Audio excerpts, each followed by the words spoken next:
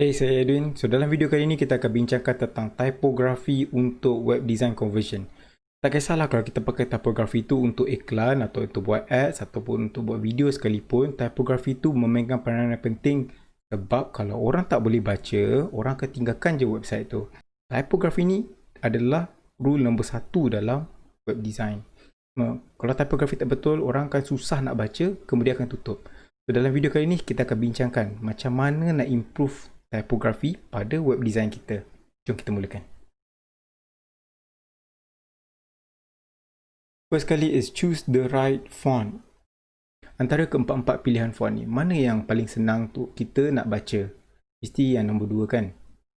Sebab dia clear, maka bila dia clear, senang untuk orang nak percaya dengan apa yang kita tulis. Senang untuk nak masuk ke dia dan senang untuk dia nak bagi balik tindak balas. Sama ada kita nak suruh dia buat call to action dan seterusnya. Nombor 2 adalah hierarchy content. Ini adalah contoh kebiasaan natural reading. Mesti kena ada headline, kemudian ada content, kemudian ada call to action. So, kalau dalam surat khabar, dia mesti ada headline dan mesti ada content. Dan kadang-kadang ada call to action, kadang-kadang tak ada call to action. So, dalam berita, dia akan ada headline dan ada content. Ini yang natural untuk manusia. So, kalau kita tak follow ni, kita letak content ke atas, call to action terbawah ke, berterabur, maka orang tak boleh nak faham apa benda yang kita cuba sampaikan. Bila dia cuba nak fahamkan dan dia tak faham juga, in the end dia tutup je lah. So natural progression kena betul. Headline, content dan call to action.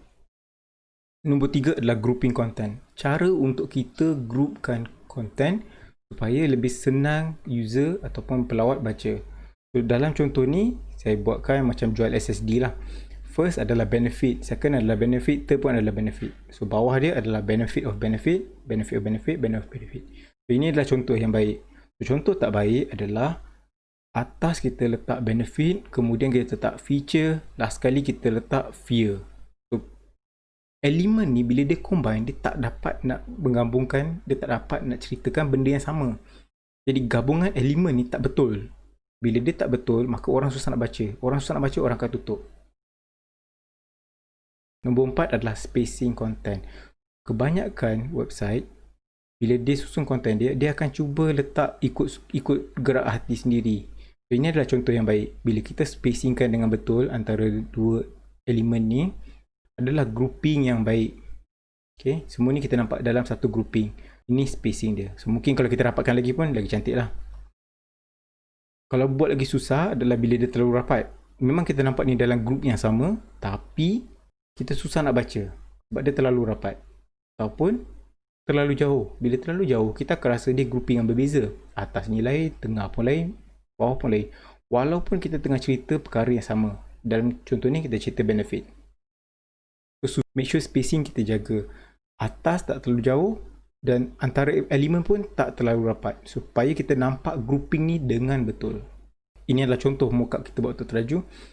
Dalam contoh ni, kita boleh nampak spacing and hierarchy cara kita susun. Ada headline, ada body, kemudian ada call to action. So, kalau kita scroll ke bawah sikit, kita boleh nampak grouping dia berbeza. Dia dah tak sama elemen, dia dah lain daripada orang lain. Dalam group ni menceritakan pasal news dan apa benda baru cerita pasal teraju. Kalau kita scroll lagi, ada CTA. Kalau kita seorang entrepreneur, usahawan nak cuba dapat kebantuan daripada teraju, inilah ruangan dia. Dan kita boleh nampak spacing antara atas dengan bawah ni dekat. Sebab ini adalah testimoni. Testimoni daripada usahawan yang bekerjasama dengan teraju dalam mengembangkan bisnes mereka. Tujuan kita buat rapat supaya kita nak bagi tahu dia dalam grup yang sama untuk entrepreneur. Ini konten yang berkait rapat dengan sebelum ni. Next is last kali footer lah. Footer kita make sure ada spacing yang cukup dan kita boleh clearly identify yang ini adalah footer. Itu saja. Nombor 5, size font. Pertama sekali kita akan baca line ni. Walaupun dia duduk atas, tapi kita akan baca yang ini. Kedua, kita akan baca yang ini. Dan ketiga yang ini. Last kali baru kita baca yang ini. So, sizing font ni ada mathematical calculation dia. Kalau anda bukan seorang designer, mungkin tak perlukan calculator lah. Tapi kalau designer, lebih baik pakai calculator untuk buat benda ni. So, method saya gunakan nombor 1 ni adalah Fibonacci. Di mana kita ambil base dia 24 pixel. Kita campur dengan diri sendiri dapat 48, campur dengan sebelum ni dapat 72, seterusnya sampailah ke atas. So, combination kita boleh pakai kat sini adalah nombor 1 ni, first read dengan nombor 2. Kita boleh skip satu, tapi kita tak boleh skip sekaligus lebih daripada tu. Fibonacci adalah natural law. So, kalau kita follow rule ni je, senang untuk manusia nak baca. Rule kedua adalah rule of third. Sizing dia lebih kurang tadi, cuma beza calculation dia.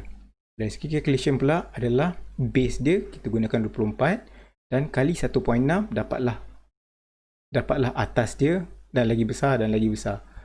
Macam tadi juga kita boleh combine nombor 1 dengan nombor 3. Ini adalah contoh untuk paragraf dalam website. Mana yang paling senang nak baca? Terpulang. Kalau orang muda mungkin dia suka baca yang atas. Kalau orang tua sikit, berusia sikit, dia akan baca yang bawah. Sebab lagi besar, lagi senang untuk dibaca. Minimum font size pada desktop dan mobile adalah sama, iaitu 16 pixel. So, kita jangan cuba kurang daripada 16 pixel. Kita kalau boleh try atas lagi. Mungkin dalam 20 pun okey, 18 pun okey. Contoh font size yang baik ya. Bayangkan kalau dia terlalu besar. Mungkin dia terlalu in your face. Okay? Dan bayangkan pula kalau dia terlalu kecil. Jadi susah untuk orang yang pakai skrin besar untuk nak baca. Kalau terlalu kecil, memang susah nak baca. Jadi size tu kena betul pada the right spot. Keenam adalah typography consistency. So, ini banyak berlaku bila kita ada banyak sangat rasa sayang pada satu-satu font tu. Contoh macam ni, copywriting sama, tapi yang menyebabkan dia susah nak baca adalah yang ini Georgia, yang ini Montserrat, yang ini OpenSand. Kalau kita tengok kat sini, dia tak konsisten. Setiap satu font berbeza, size tak sama. Oleh itu kita cuba sedaya upaya be as consistent as possible. Pakai size yang sama pada setiap page yang lain-lain. Dan yang terakhir sekali, typography emphasis. Ini merujuk kepada capital, bold, underline dan sebagainya. So, sebagai contoh, yang ini kita gunakan capital. Dalam view ni kita nampak semua elemen ni cuba tarik perhatian kita, cuba jerit kat kita, tengoklah aku. Tapi kita tak dapat nak pilih sebab semua lebih kurang. Ataupun bila kita gunakan italic dan underline secara eksesif, secara berlebihan. Bila kita guna secara berlebihan, copywriting kita jadi watered down. Dia jadi dah tak best. Dia dah jadi biasa-biasa je. Kita kena selalu edit dalam copywriting dan buang ayat yang tak perlu dan highlight mana yang perlu saja. So, dalam contoh ni, kita akan cuba sedaya upaya pakai 1 atau 2 je bold dan underline. Jangan lebih daripada tu. Bila kita lebih daripada tu, ayat dia dah jadi tak best dah. Dia dah jadi mellow down dah. Jadi watered down dah. Dah jadi boring. Ini contoh yang sedap dibaca. Capital, ada bold tempat sepatutnya. Dan kita boleh bezakan dua ni. Sizing pun betul. Dan senang untuk kita nak baca.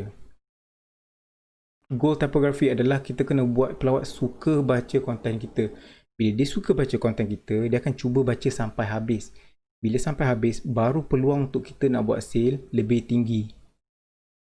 Dan orang dulu-dulu selalu kata, cakap biar terang. Sama juga dalam typography, make sure terang dan make sure senang dibaca.